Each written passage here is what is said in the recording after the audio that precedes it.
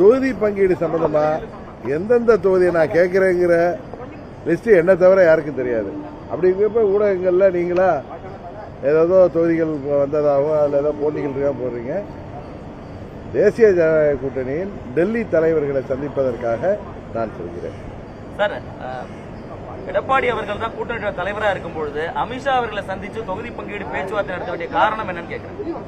முதலமைச்சர் மாதிரி நீங்களும் கேட்கறீங்க. இல்ல இல்ல, முதலமைச்சர் சொல்றாரு நீங்க டெல்லியில போய் எதிர்கட்சிகள்லாம் அங்க போய் தான் பேச்சு, அது உண்மை அல்ல. குறிப்பாக அம்மா மக்கள் முன்னேற்ற கழகத்தை பொறுத்தவரை எங்கள் கூட்டணியின் தமிழ்நாடு தலைவர் திரு இபிஎஸ் அவர்களுடன் தொகுதிகள் பங்கீடு சம்பந்தமாக நாங்கெல்லாம் ஏற்கனவே தேசிய ஜனநாயக கூட்டணியில் இருக்குங்கிறத உங்கள் மூலம் தமிழ்நாடு முதல்வருக்கு தெரிவித்துக் கொள்கிறேன். என்டிஏ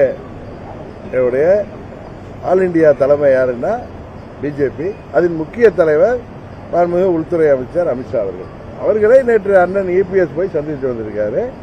எனக்கு இன்றைக்கு வர சொல்லிய அழைப்பு என்பது 4 நாளுக்கு முன்பே வந்த அழைப்பு. அதனால நீங்களா தொகுதி பங்கீடுக்கு தான் நாங்க போறோம் அப்படின்னு நீங்களா முடிவெடுத்தா, நீங்களே கேள்வியிலே லீட் கொடுத்தா அதுக்கு நான் பதில் சொல்ல வேண்டிய அவசியம் இல்லை. உங்கள் கேள்வியில் தவறான கேள்வி என்பதுதான் எனது பதில். இன்றைக்கு நாங்கள் செல்வது முதலமைச்சர் சொல்வது போல தமிழ்நாட்டுக்கு நிதியை பெற்றுத்தர அவர்கள் செல்லவில்லை என்று சொன்னார். தேர்தல் அறிவிப்புக்கு பிறகு தமிழ்நாட்டுக்கு நிதி ஒதுக்க முடியுமா? அதை கூட முதல்வருக்கு தெரியாதா?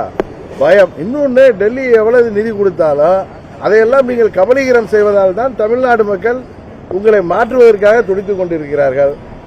தமிழ்நாட்டில் மாற்றம் வருவதற்காக அதிமுக தலைமையிலான கூட்டணி, அதில் பாஜக இடம்பெற்றிருக்கிறது. பாஜகவின் டெல்லி தலைவர்களை நான் சந்திக்க செல்கிறேன். காரணம், தேசிய ஜனநாயக கூட்டணி என்பதே பாஜக தலைமையிலான கூட்டணி என்பதை உங்கள் வாயிலாக முதல்வருக்கு தெரிவித்துக் கொள்கின்றேன்.